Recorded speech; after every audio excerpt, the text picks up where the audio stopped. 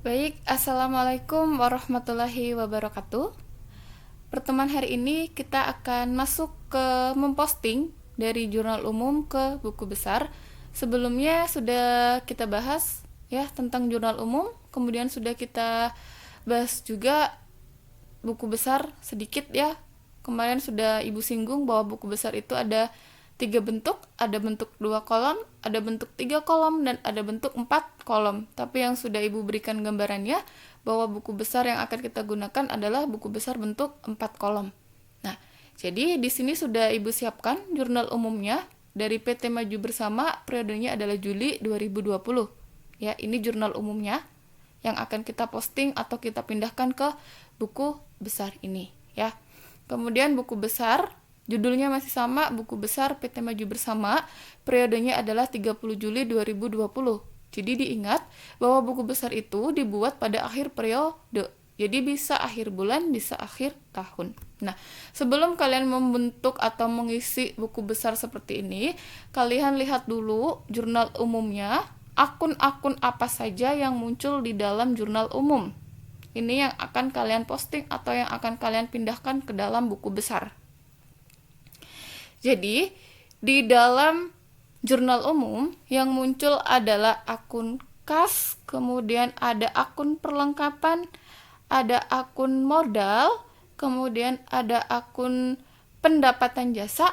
Kasnya nggak usah kita hitung lagi karena tadi kasnya sudah muncul di sini, sudah kita hitung tadi ya. Jadi sudah ada 4 akun yang muncul. Akun pendapatan jasa, akun utang usaha 5, kemudian ada akun piutang usaha ke-6, dan ada akun beban gaji 7. Jadi ada 7 buku besar yang harus kalian siapkan atau yang harus kalian buat ya. Nih.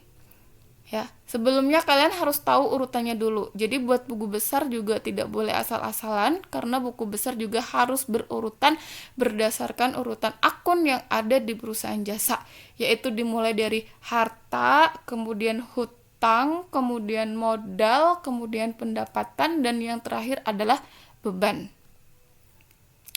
Jadi untuk akun harta yang muncul adalah tadi ada akun kas, kemudian kodenya 1 ya, 1.1 ini sebenarnya tapi Ibu salah menuliskan, kurang ya, bukan salah. Jadi ini adalah 1.1 kas ya.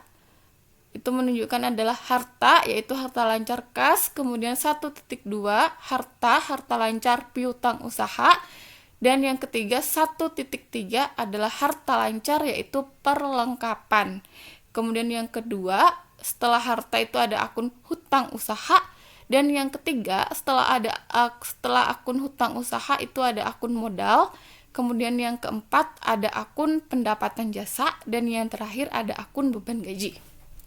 Baik, kita langsung masuk ke cara memposting dari jurnal umum ke buku besar. Kita masukkan satu persatu. Kita akan mencatat akun kas ke dalam buku besar. Kalian lihat di jurnal umum, kas ini muncul di tanggal berapa saja? Baik, kas itu muncul di tanggal 1, tuliskan dulu tanggal 1, kemudian muncul lagi di tanggal 5, tuliskan di tanggal 5, dan muncul lagi di tanggal 30 Juli. Baik, ini bukan 13 tapi 30 ya. Ibu ganti dulu tanggalnya. Ini adalah tanggal 30 Juli, maka di sini JU-nya juga JU 30 atau jurnal umum yang diambil tanggal 30. Nah, setelah itu keterangannya boleh kalian isikan dengan nama akun kas ya. Kemudian referensinya diisikan. JU ini berarti diambil dari jurnal umum tanggal 1, kemudian jurnal umum tanggal 5, dan jurnal umum tanggal 30. Oke.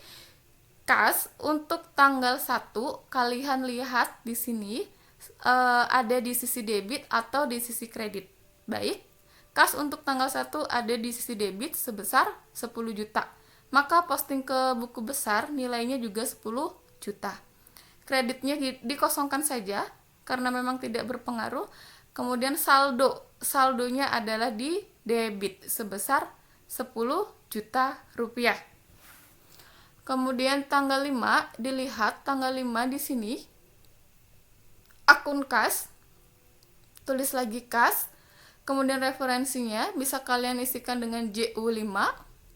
Akun kas ada di sisi debit sebesar 2.500.000 rupiah.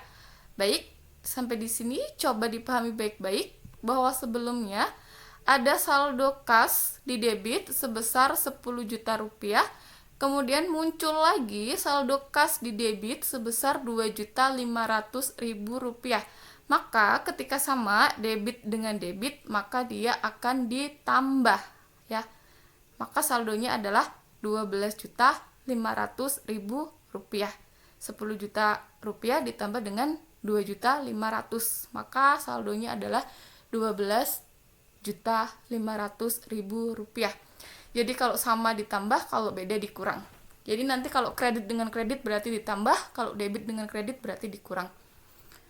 Kemudian tanggal 30, kalian lihat di jurnal umum, tanggal 30, kasnya adalah senilai 3.500.000. Di sisi mana? Di sisi kredit. Maka tuliskan di sini kasnya 3.500.000 di sisi kredit. Nah, sebelumnya ada saldo kas di debit nilainya 12.500.000 rupiah. Muncul lagi saldo kas di kredit 3.500.000 rupiah. Maka debit dengan kredit dia berkurang ya, harusnya dikurang. Maka di sini tinggal atau saldonya 9 juta rupiah. Baik.